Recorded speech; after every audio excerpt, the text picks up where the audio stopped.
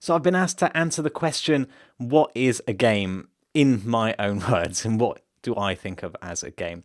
Well, for me, games have always been a way of playing God, of being able to experiment with a world in a test pen, in a sandbox. I've always loved physics games because I feel like they give so much richness and you get to really kind of dig into how the world works, but without actually, you know, without all the complexities of the world. It's like a simplified version of the world that allows you to understand things better, to just enjoy some of the aspects of maths and physics in a really tactile way. So for me, games and gaming were always this fantastic application of maths and physics. Whenever I learnt anything new in maths or physics or programming, really, I was always thinking about, yeah, that's interesting how you could apply this to a game, really interestingly. Not so much wondering how to go out into the real world, but how to apply it into these virtual test beds. So that's why I really got into programming from such an early age. I was trying to develop games basically from when I was 14, and I find that's a fascinating way to try and rebuild and recreate the world around you. It's very much what an artist is doing when they pick up a paintbrush and trying to draw the world around them. Except I always felt like doing it through the dynamics and mechanics of the world, and how do, starting from very simple platformers, how can you apply gravity to a little jumping guy on a platformer, how you can add a little bit of movement every frame going downwards from these basic things which seem so simple, are very basic applications of physics, and understanding that and going, so that's how physics works, or that's interesting how this trigonometry helps me build these angles and think about the world in this way.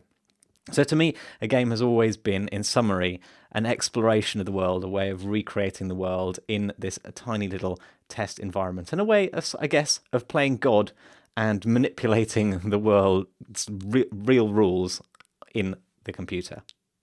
What is a game to me? To me, a game is play, but with some rules. So you're in the park kicking a ball around, you're just having fun. But the moment you go, hey, I'm going to set up a game, why don't we agree that we're both going to take turns to kick the ball at the tree over there, and you've got to kick it from behind this line, another rule, and you're not allowed to go outside of this area, so there's a limit to this game in space or time or both.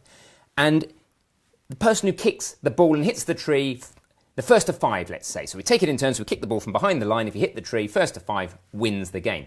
So it's playing around, but you've got an objective, you've got a goal, kick the ball into the tree. You've got some sort of score, how many times have I hit the tree? You've got some sort of notion of that. And you've got some finiteness in time or space. In this case, it's just in space. We're not allowed to kick from anywhere in front of the line.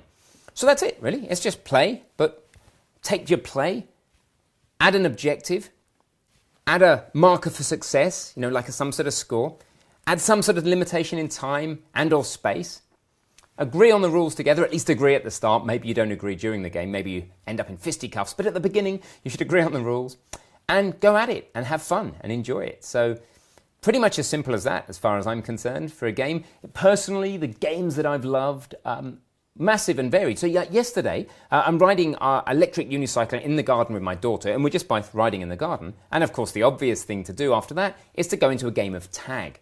So then it's suddenly a game. Now, we already know the rules of that game of tag, so I've overlaid the fun, the play of just riding around the garden on this crazy electric one-wheeled device to a game of tag, which in itself has no boundary in time, because you just keep playing until you're fed up. But it has a boundary in space because you have to come together, you touch each other. So it has that boundary.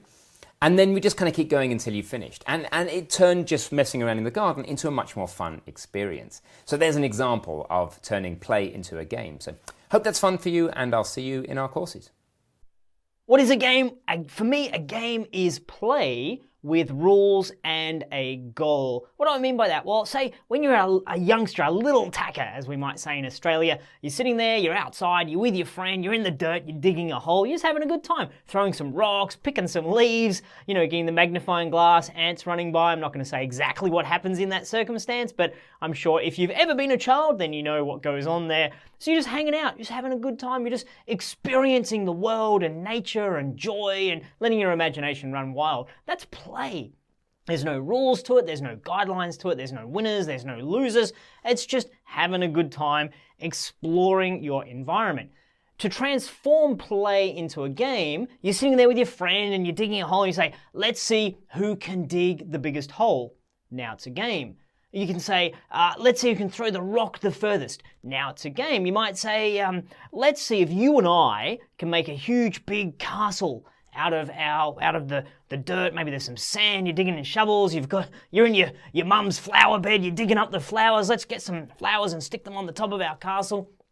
That's a game because there's an objective and it doesn't have to be winners and losers. I think it could be, hey, let's see who can throw the rock the furthest. But when I was young and I was playing games like that, it wasn't so much about I'm the winner. It was just let's do it so we can push ourselves to be better, push ourselves to challenge who we are as people, challenge what we're capable of. And I think that transfers into video games and board games and card games and word games. That essence of play is always there in a game. It's play, it's a good time, it's exploring, it's experimentation. But at the end of the day, it's engagement for your brain with an objective and some sort of rules and guidelines so you know what it is that you're supposed to be doing. You're not just kind of flapping around. I think play is amazing. I think games are amazing. And I think the spirit of it is to enjoy yourself and to push yourself. That's what I think a game is. What's a game? So to me, a game is an engineered experience, right? Someone has decided, I want players to feel a certain way, and created the environment for that to happen.